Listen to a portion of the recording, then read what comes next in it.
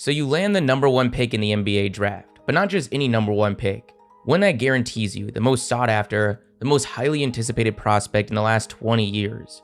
And let's say you want to come up with a way to ruin that player's rookie season. How would you do that? Well, first, do absolutely nothing else. At the time of the selection, you've got 2 young wings that are averaging 20 points a game.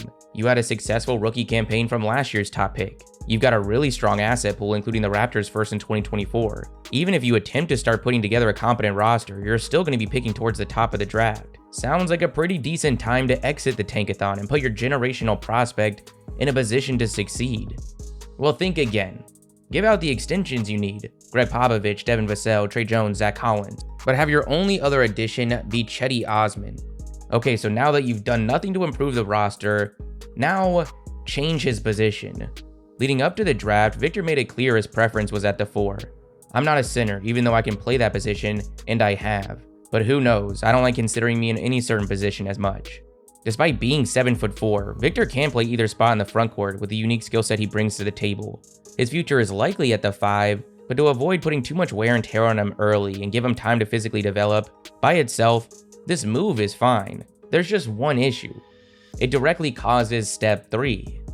Put your power forward at point guard. There's just not many things like turning $25 into $625 with a 6-pick entry on PrizePicks, the sponsor for today's video. That's exactly what we did on Thanksgiving with the help of the Christian McCaffrey free square that they gave out to everybody. PrizePicks is super simple. It's just more or less on stats for up to 25 times your entry, and it's legal in over 70% of states. They've got pretty much every stat you can think of from every sport. Just look at what I'm going with this weekend. I'm going with some in-game correlation, taking both Jordan Poole and Mikal Bridges points, but then I'm going to esports. I'm taking Shotzi from Optic and Hydra from the Subliners. And lastly, I'm rounding it out with some NFL. I liked what I saw Sunday night. I'm going with the Jamar Chase, Jake Browning stack. All this happens, my 25 once again becomes 625, but I actually only need 5 to be a winner. If you guys are interested, if you go to link in the description and you sign up with code Jimmer, they're going to match your first deposit up to $100. Once you do that, keep an eye out as they always have tons of different promos going on. Thank you PrizePicks for sponsoring today's video. So Wemby wants to play the 4, but you already have a 4. Your lottery selection from a year ago, Jeremy Sochan. He's a huge part of your team's future and you want to find a way to accommodate both of them in the starting lineup. So here's an idea. Because he's a pretty solid playmaker, put Zach Collins in the front court with Wemby and put Sochan as your starting point guard. In theory, you should be able to enhance these parts of his game going forward. It sounds good. However, if things were really that simple, every team would spend a year with their point guards at center and their centers at point guard. We did nothing to improve the roster after the draft. Then we switched their positions. Now, once the season starts, when something is working, do the opposite.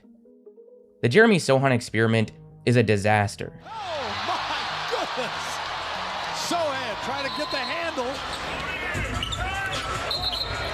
That's the second one just like that.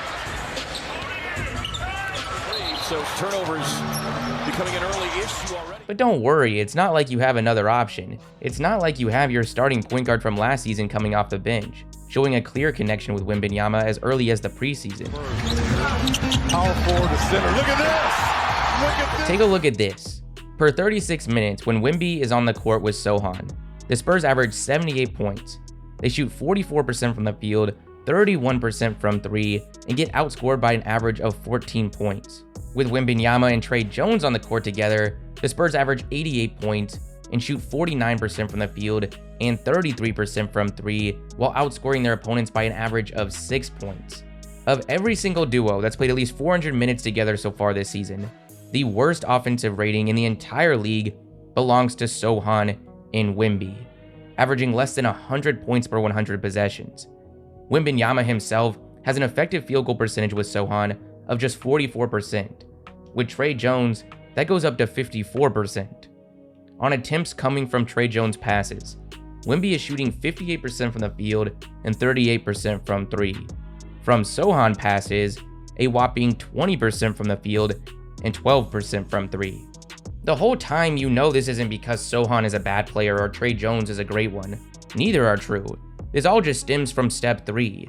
But after seeing all this, if you are going to change something, just do less of what's working. Play Wemby and Jones together for 14 minutes a night in the first 10 games, but in the next 10 games, go down to less than 12. Once you've done that, and Devin Vassell, a foundational part of this team and future going forward that you just gave $100 million to, misses a few games due to an injury.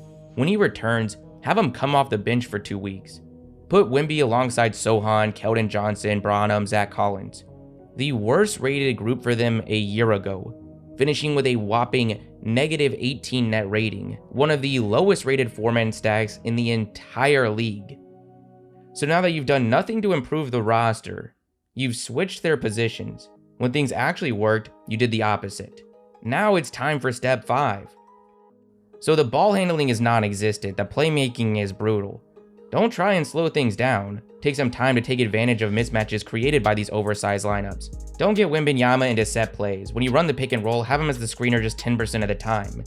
Instead, just play like you're the Indiana Pacers, a team that's led by someone averaging 26 and 12 while committing just over 2 turnovers. Take the third most shots in the league, most of which will be catch and shoot attempts early in the shot clock. Pass the ball around, do a couple handoffs, and take the first okay look you can get. You're the worst driving team in the league, shooting just 42% on those attempts, so don't even bother, meaning you'll probably not get to the free throw line much. Once you do all this, after nights where the team shoots just 5 for 41 from 3, you get to act like it has nothing to do with you and say, man, these kids just can't catch a break.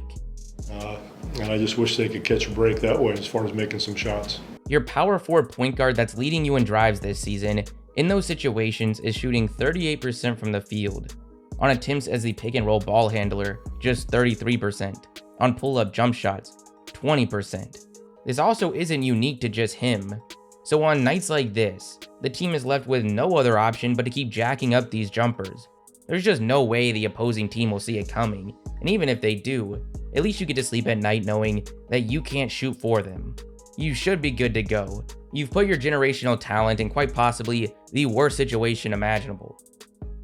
The criticism towards Wemby this season has really just gotten out of hand. After going through this whole list, I think that should be pretty clear.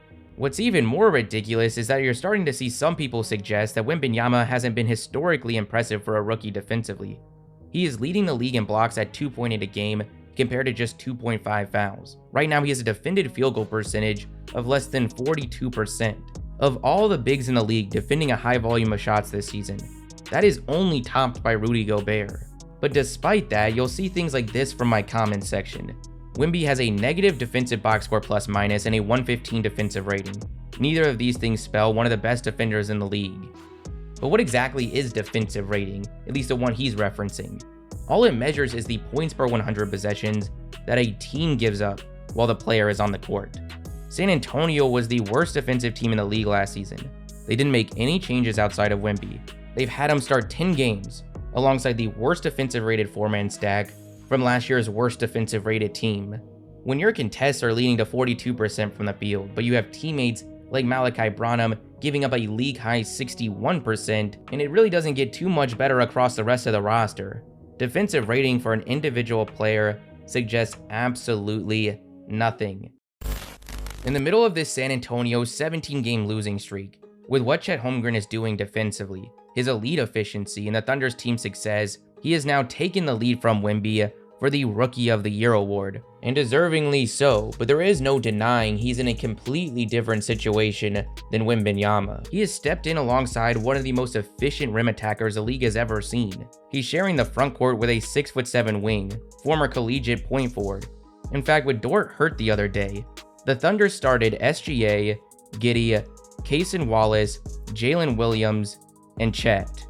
The year leading up to the draft, every single one of those players was playing the point guard position. Victor Wembanyama can't even get one. The Thunder are playing this positionless brand of basketball, but unlike San Antonio, they filled the rotation with players that can create for themselves and for others off the dribble, allowing a guy like Chet to seamlessly step in and be a huge part of one of the most efficient offenses in the league. He's definitely separated himself as a shooter from Wemby early, but just for a second in your head, plug Wemby into that spot in OKC. Now with all of this said, there's been a huge change for Wemby recently. Over the last 2 games, San Antonio decided to revert one of the steps from our list, starting Wembanyama at center, sending Zach Collins to the bench.